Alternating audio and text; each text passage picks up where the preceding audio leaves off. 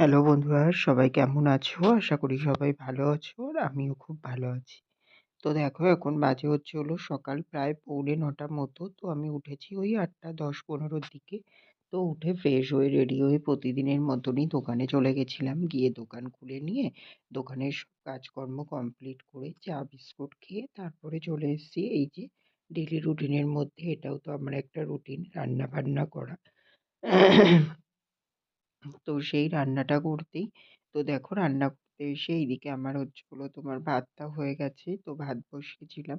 ভাতটা অলরেডি উবুর দিয়ে দিয়েছি। তারপরে অনেকটা পরে গিয়ে কিন্তু আমি ব্লগটা স্টার্ট করলাম। যেহেতু হচ্ছে হলো তোমার ওইদিকে ভিডিওটা আপলোড দেওয়ার ব্যাপার থাকে, ওটা কমপ্লিট করেই আবার নতুন ভিডিও স্টার্ট করি। তার জন্যে তো ওইদিকে নতুন ভিডিও হচ্ছে হলো তোমার এখন স্টার্ট করলাম। আর ওইদিকে মানে পুরোনো ভিডিওটা আপলোড দিয়ে দিয়েছি অলরেডি। তো দিয়ে তারপরে এইদিকে দেখো রান্না করতে চলে এসেছি। তো এই যে আলু বরবটি ভাজাটা প্রথমেই করে নিলাম।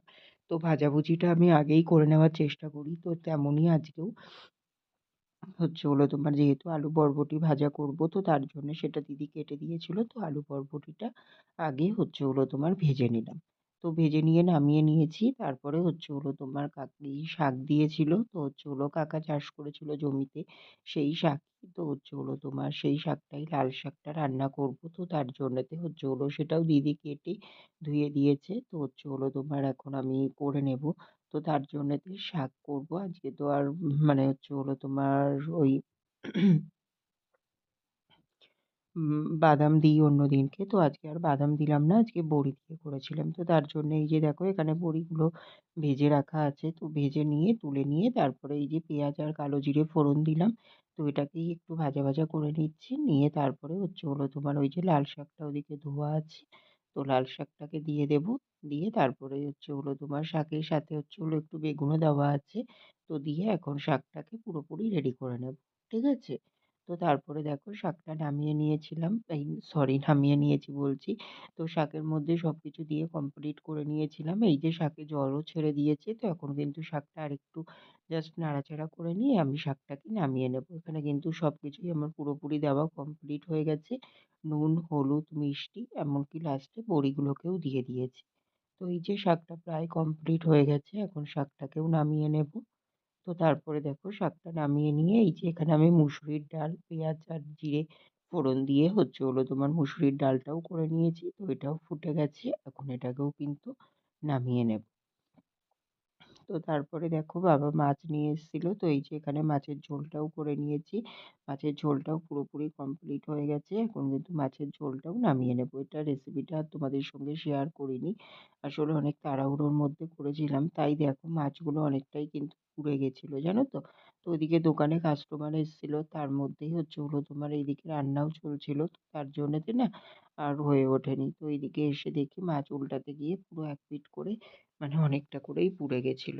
তো কি আর করা যাবে, প্রতিদিনের কাজ তো এইভাবেই করে নিতে হয়। একটু অসুবিধা হলেও কিছু করার নেই। তো তেমনই আজকের দিনটাও হয়ে গেছিল। তো সব দিন তো আর সমান যায় না, কি আর করা যাবে। তো চলো রান্নাবান্না তো কমপ্লিট হয়ে গেল। আমি আবার পরে আসছি।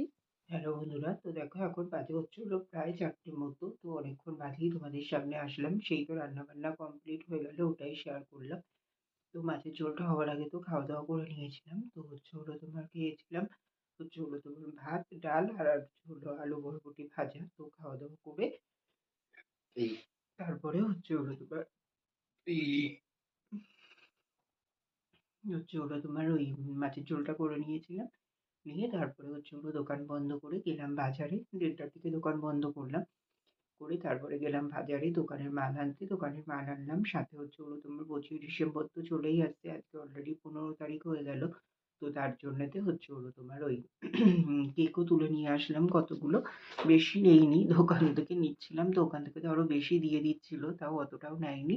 হচ্ছে হলো কম করেই নিয়েছি। তোমার হচ্ছে হলো ওই কি বলে ওটা তোমার ওই ৳100 বিক্রির কেক নিয়েছি 4টে মতো। আর হচ্ছে হলো ৳130 বিক্রির কেক নিয়েছি ওরকম তোমার 2টো। আর হচ্ছে হলো ৳150 নিয়েছি একটা। তো এগুলো স্যাম্পল ফাইল হিসাবেই আনলাম।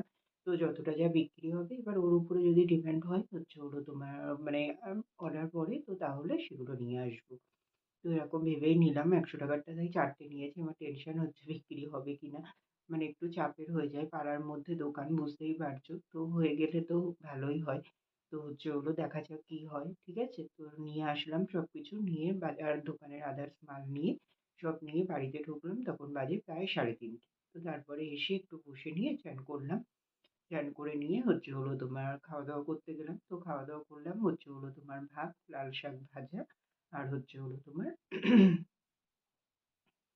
কি বলে ওটা তোমার মাছের ঝোল। তো খাওয়া-দাওয়া করে এই যে উপরে আসলাম। আর এই যে আসার সময় তোমার লন্ড্রিতে এই যে জামা দেওয়া ছিল, তো সেই জামাগুলো সব নিয়ে আসলাম। এর মধ্যে আছে এক ব্যাগ জামা, প্রায় ৬টা ৭টা মতো জামা। সেই তোমাদের ভিডিওতে দেখিয়েওছিলাম ১ সপ্তাহ আগের মতো।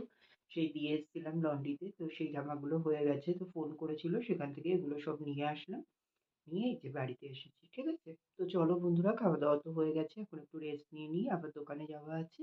তো চলো আবার পরে দেখা করছি। আর যদি পারি তোমাদের সঙ্গে কেকগুলো একবার দেখিয়ে দেবো ক্ষনে। ঠিক আছে? পরে। হ্যালো বন্ধুরা, তো দেখো এখন বাজে রাত্রি 10:30টার মতো। তো তোমার ওই দেখো তোমাদেরকে সেই কেক এখন ক্যামেরাটা অন করে মনে পড়লো, দেখেছো তো? সেই কেকগুলো ভাবলাম দেখাবো, ভুলে গেছি একদমই। তো দেখি কালকে দেখ যদি পারিস।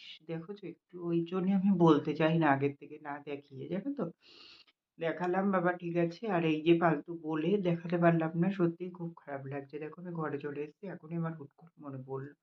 তো রাত্রেও আমি একবার কেক ঢোকানোর সময় মনে পড়লো যে তোমাদেরকে কেক দেখাবো বলেছিলাম, তো কেকগুলো দেখাবো। তো তারপরে দোকান গোছাতে গোছাতে মনে নেই গো একটু। ঠিক আছে, দেখছি কালকে যদি পারি দেখিয়ে দেবো। ঠিক আছে? তো ওই তো তোমার রেস্ট নিলাম, নিতে গেলাম দেখলে। তো তারপরে উঠে 4:45টার দিকে যথারীতি উঠে দোকানে চলে গেছিলাম, গিয়ে দোকান খুলে নিলাম। তারপরে মাল গুছাতে গুছাতেই তো সন্ধে হয়ে যায়, তো সন্ধে দিলাম।